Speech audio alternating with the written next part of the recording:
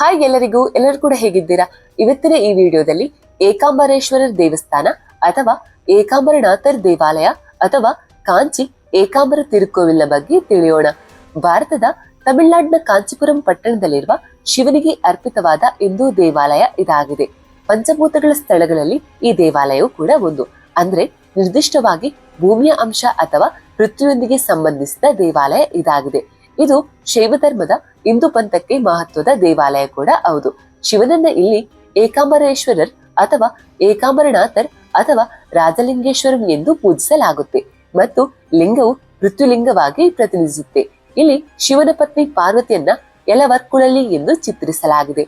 ಹಾಗಾದ್ರೆ ಬನ್ನಿ ಏಕಾಂಬರೇಶ್ವರ ದೇವಾಲಯದ ಇತಿಹಾಸ, ದಂತಕತೆ ಎಲ್ಲವನ್ನ ತಿಳಿಯೋಣ. ವಿಡಿಯೋ ಇಷ್ಟ ಆದ್ರೆ ವಿಡಿಯೋಗೊಂದು ಲೈಕ್ ಮಾಡೋದಕ್ಕೆ ಮರಿಬೇಡಿ. ಹಾಗೇನೆ ಚಾನಲ್ಗೂ ಕೂಡ ಒಂದು ಸಬ್ಸ್ಕ್ರೈಬ್ ಮಾಡ್ಕೊಳ್ಳಿ.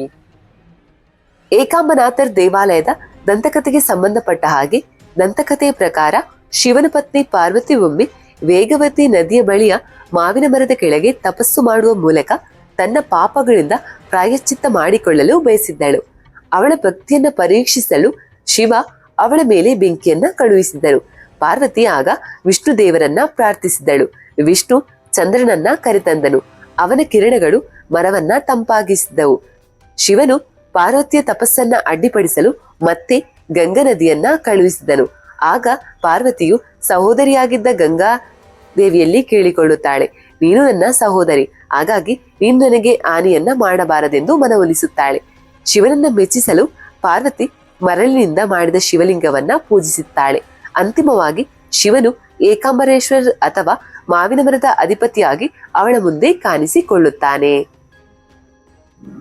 ಇದು ಒಂದು ದಂತಕಥೆಯಾದ್ರೆ ಇನ್ನೊಂದು ದಂತಕಥೆಯ ಪ್ರಕಾರ ಪಾರ್ವತಿಯು ಮಾವಿನ ಮರದ ಕೆಳಗೆ ಪೃಥ್ವಿಲಿಂಗದ ಅಥವಾ ಮರಳಿನಿಂದ ಮಾಡಿದ ಲಿಂಗದ ರೂಪದಲ್ಲಿ ಶಿವನನ್ನ ಪೂಜಿಸಿದಳು.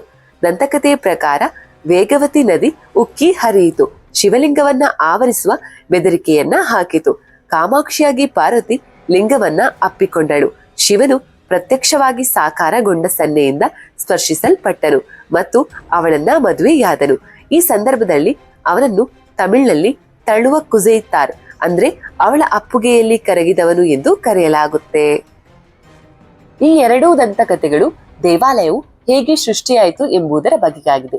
ಇನ್ನು ದೇವಾಲಯದ ಕೆಲವೊಂದು ಪುರಾಣಗಳು ಇವೆ. ಅದರಂತೆ ತಿರುಕುರಿಪ್ಪು ತೊಂಡ ನಾಯನರ್ ಎಂಬ ನಯನರ್ ಸಂತರು ದೇವಾಲಯದ ಬಳಿ ಬಟ್ಟೆ ಒಗೆಯುವವರು ಆಗಿದ್ದರು ಮತ್ತು ಅವರು ಎಲ್ಲಾ ಶೈವರ ಬಟ್ಟೆಗಳನ್ನ ಒಗೆಯುತ್ತಿದ್ದರು. ಒಂದು ದಿನ ಶಿವನು ಅವರನ್ನ ಪರೀಕ್ಷೆ ಮಾಡಲು ವಯಸ್ಸಾದ ಬ್ರಾಹ್ಮಣನಾಗಿ ಕಾಣಿಸಿಕೊಂಡು ಕೆಲವೊಂದು ಬಟ್ಟೆಗಳನ್ನು ನೀಡಿ ಇದನ್ನ ಬೆಳಗಾಗುವ ಮೊದಲು ತೊಳೆಯುವಂತೆ ಕೇಳಿಕೊಳ್ಳುತ್ತಾನೆ. ಅದೇ ಸಮಯದಲ್ಲಿ ಶಿವನು ಮೋಡ ಕವಿದ ಸಂಜೆಯನ್ನ ಮಾಡುತ್ತಾನೆ. ಸಂಜೆಯಾಗುವುದನ್ನು ಗಮನಿಸಿದ ಆ ತೊಳೆಯುವ ನಯನರ್ ಸಂತರಿಗೆ ತುಂಬಾ ನಿರಾಶೆ ಆಗುತ್ತೆ. ತನ್ನ ತಲೆಯನ್ನ ಕಲ್ಲಿನಿಂದ ಒಡೆದುಕೊಳ್ಳುತ್ತಾನೆ. ದೇವರು ತನ್ನ ನಿಜವಾದ ರೂಪದಲ್ಲಿ ಕಾಣಿಸಿಕೊಂಡು ತನ್ನ ಭಕ್ತನಲ್ಲಿ ಕೃಪೆಯನ್ನ ತೋರುತ್ತಾನೆ. ದೇವಾಲಯದ ಇತಿಹಾಸಕ್ಕೆ ಸಂಬಂಧಪಟ್ಟ ಹಾಗೆ ಏಕಾಂಬರೇಶ್ವರ ದೇವಾಲಯ ಎಂದು ಕರೆಯಲ್ಪಡುವ ಇದು ಕಾಂಚೀಪುರಂನ ಅತ್ಯಂತ ಹಳೆಯ ದೇವಾಲಯಗಳಲ್ಲಿ ಒಂದು. ಪಲ್ಲವರ ಕಾಲದಲ್ಲಿ ಪ್ರಮುಖ ದೇವಾಲಯವೆಂದು ಪರಿಗಣಿಸಲಾದ ಈ ದೇವಾಲಯವು 2ನೇ ನರಸಿಂಹ ಪಲ್ಲವ ನಿರ್ಮಿಸಿದ ಕೈಲಾಸನಾಥರ್ ದೇವಾಲಯದ ನಂತರ ನಿರ್ಮಿಸಲಾಗಿದೆ ಎಂದು ನಂಬಲಾಗಿದೆ. ಆದ್ರೆ ಈ ರಾಜನ ಆಳ್ವಿಕೆಗೂ ಮುಂಚಿನ ದೇವಾಲಯದ ಆವರಣದಲ್ಲಿ ಕಂಡುಬರುವ ಶಾಸನಗಳು ಈ ಸ್ಥಳದಲ್ಲಿ ಇಟ್ಟಿಗೆ ದೇವಾಲಯವು ಮೊದಲೇ ಅಸ್ತಿತ್ವದಲ್ಲಿರಬಹುದೇ ಎಂಬ ಬಗ್ಗೆ ಇತಿಹಾಸಕಾರರಲ್ಲಿ ಅನುಮಾನಗಳು ಹುಟ್ಟುಹಾಕಿದೆ.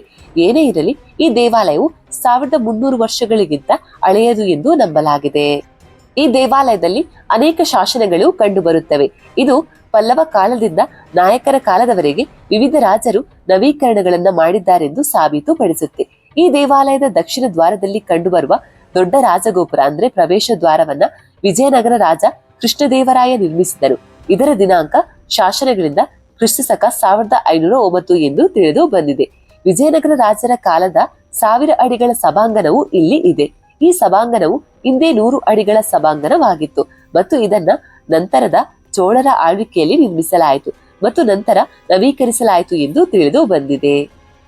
ದೇವಾಲಯದ ಬಗೆಗೆ ಏಕಾಂಬರೇಶ್ವರ ದೇವಾಲಯದ ಸಂಕೀರ್ಣದ ಒಟ್ಟು ವಿಸ್ತೀರ್ಣ 23 ಎಕರೆಗಳು. ಮತ್ತೊಂದು ಆಕರ್ಷಣೆ ಎಂದರೆ ದೇವಾಲಯದ ಗೋಪುರಗಳು. ದೇವಾಲಯದ ರಾಜಗೋಪುರ 59 ಮೀಟರ್ ಎತ್ತರವಿದೆ. ಇದು ದಕ್ಷಿಣ ಭಾರತದ ಅತಿ ಎತ್ತರದ ಗೋಪುರಗಳಲ್ಲಿ ಒಂದು. ದೇವಾಲಯದ ಮತ್ತೊಂದು ವಿಶೇಷ ಲಕ್ಷಣವೆಂದರೆ 1000 ಅಡಿ ಮಂಟಪ. ಇದನ್ನ ವಿಜಯನಗರ ರಾಜರ ಆಳ್ವಿಕೆಯ ಕಾಲದಲ್ಲಿ ನಿರ್ಮಿಸಲಾಗಿದೆ. ದೇವಾಲಯದ ಕೊಳವನ್ನ ಕಂಬೈ ತೀರ್ಥಂ ಅಂತ ಕರೆಯಲಾಗುತ್ತೆ. ಕೊಳದಲ್ಲಿರುವ ನೀರನ್ನ ಪವಿತ್ರವೆಂದು ಪರಿಗಣಿಸಲಾಗಿದೆ. ಕಾಂಚೀಪುರಂನಲ್ಲಿರುವ ಇತರ ದೇವಾಲಯಗಳಿಗಿಂತ ಭಿನ್ನವಾಗಿ ಈ ದೇವಾಲಯದಲ್ಲಿ ಪಾರ್ವತಿ ದೇವಿಗೆ ಪ್ರತ್ಯೇಕ ದೇವಾಲಯವಿಲ್ಲ. ಕಾಮಾಕ್ಷಿ ಅಮ್ಮನ್ ದೇವಾಲಯದಲ್ಲಿರುವ ದೇವತೆಯನ್ನ ಏಕಾಂಬರೇಶ್ವರರ ಪತ್ನಿ ಎಂದು ನಂಬಲಾಗಿದೆ. ಅದಕ್ಕಾಗಿ ಇಲ್ಲಿ ದೇವಿಗೆ ಪ್ರತ್ಯೇಕ ದೇವಾಲಯ ಇಲ್ಲ. ದೇವಾಲಯದ ಒಳಗೆ ವಿಷ್ಣುವಿನ ಸಣ್ಣ ದೇವಾಲಯ ಇದೆ. ಗರ್ಭಗುಡಿಯಲ್ಲಿ ಶಿವ ಮತ್ತು ಪಾರ್ವತಿ ಒಟ್ಟಿಗೆ ಕುಳಿತಿರುವ ಚಿತ್ರದೊಂದಿಗೆ ಲಿಂಗವಿದೆ. ಚಿನ್ನದ ಲೇಪಿತ ಲಿಂಗವು ಪ್ರವಾಹದಿಂದ ಬರುವ ವೇಗವತಿ ನದಿಯಿಂದ ರಕ್ಷಿಸಲು ಪಾರ್ವತಿ ಲಿಂಗವನ್ನ ಅಪ್ಪಿಕೊಂಡ ಕಥೆಯನ್ನ ಹೇಳುತ್ತೆ. ದೇವಾಲಯದ ಒಳಭಾಗವು ಶಿವಲಿಂಗದ ಒಂದು ಶ್ರೇಣಿಯಿಂದ ಅಲಂಕರಿಸಲ್ಪಟ್ಟಿದೆ. ಅದರಲ್ಲಿ ಒಂದು ಸಹಸ್ರಲಿಂಗವಾಗಿದ್ದು ಅದರ ಮೇಲೆ 1008 ಶಿವಲಿಂಗಗಳನ್ನ ಕೆತ್ತಲಾಗಿದೆ.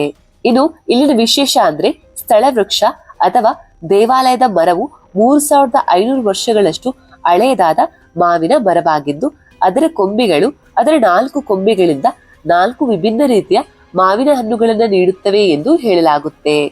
ದೇವಾಲಯದ ಧಾರ್ಮಿಕ ಮಹತ್ವ. ಪಂಚಭೂತ ಸ್ಥಳವು 5 ಶಿವ ದೇವಾಲಯಗಳನ್ನ ಸೂಚಿಸುತ್ತೆ. ಪ್ರತಿಯೊಂದು ಪ್ರಕೃತಿಯ 5 ಪ್ರಮುಖ ಅಂಶಗಳ ಅಭಿವ್ಯಕ್ತ ಆಗಿರುತ್ತೆ. ಭೂಮಿ, ನೀರು, ಗಾಳಿ, ಆಕಾಶ, ಬೆಂಕಿ. ಪಂಚ ಎಂದರೆ 5, ಭೂತ ಎಂದರೆ ಅಂಶಗಳು ಮತ್ತು ಸ್ಥಳ ಎಂದರೆ ಸ್ಥಳ. ಈ ಎಲ್ಲಾ ದೇವಾಲಯಗಳು ದಕ್ಷಿಣ ಭಾರತದಲ್ಲಿದೆ. ಈ ದೇವಾಲಯಗಳಲ್ಲಿ 4 ತಮಿಳುನಾಡಲ್ಲಿದ್ರೆ 1 ಆಂಧ್ರ ಪ್ರದೇಶದಲ್ಲಿದೆ. 5 ಅಂಶಗಳಲ್ಲಿ ಲಿಂಗವನ್ನ ಅಂದ್ರೆ ಪೃಥ್ವಿಲಿಂಗವನ್ನು ಪ್ರತಿನಿಧಿಸುವ ದೇವಾಲಯವು ಏಕಾಂಬರೇಶ್ವರ ದೇವಾಲಯವಾಗಿದೆ. ದೇವಾಲಯದ ಪೂಜೆ ಮತ್ತು ಹಬ್ಬಗಳು. ದೇವಾಲಯದ ಅರ್ಚಕರು ಹಬ್ಬ ಹರಿದಿನಗಳಲ್ಲಿ ಮತ್ತು ಪ್ರತಿದಿನ ಪೂಜೆಯನ್ನ ಮಾಡುತ್ತಾರೆ.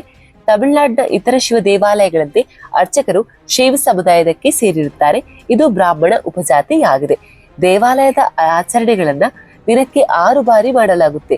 ಬೆಳಿಗ್ಗೆ 5:30ಕ್ಕೆ ಉಷತ್ ಕಾಲಂ, ಬೆಳಿಗ್ಗೆ 8ಕ್ಕೆ ಕಾಲಶಾಂತಿ, ಬೆಳಿಗ್ಗೆ 10ಕ್ಕೆ ಉಚ್ಚಿಕ್ಕಾಲಂ, ಸಂಜೆ 6ಕ್ಕೆ ಸಾಯರಕ್ಕೈ, ರಾತ್ರಿ 8ಕ್ಕೆ ಇರಂದ ಕಾಲಂ ಮತ್ತು ರಾತ್ರಿ 10ಕ್ಕೆ ಅರ್ಧಂ ಜಾಮಂ.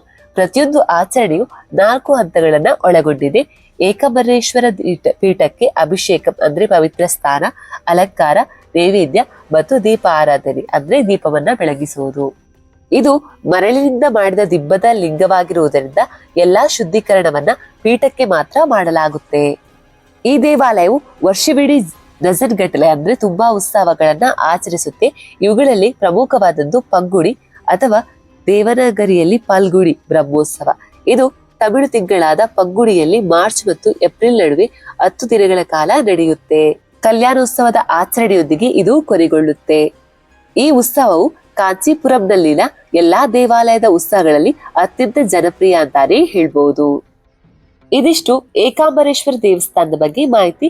ಇನ್ನೊಂದು ವಿಡಿಯೋದೊಂದಿಗೆ ಭೇಟಿಯಾಗೋಣ. ಅಲ್ಲಿವರೆಗೂ ಟೇಕ್ ಕೇರ್, ಬಾಯ್.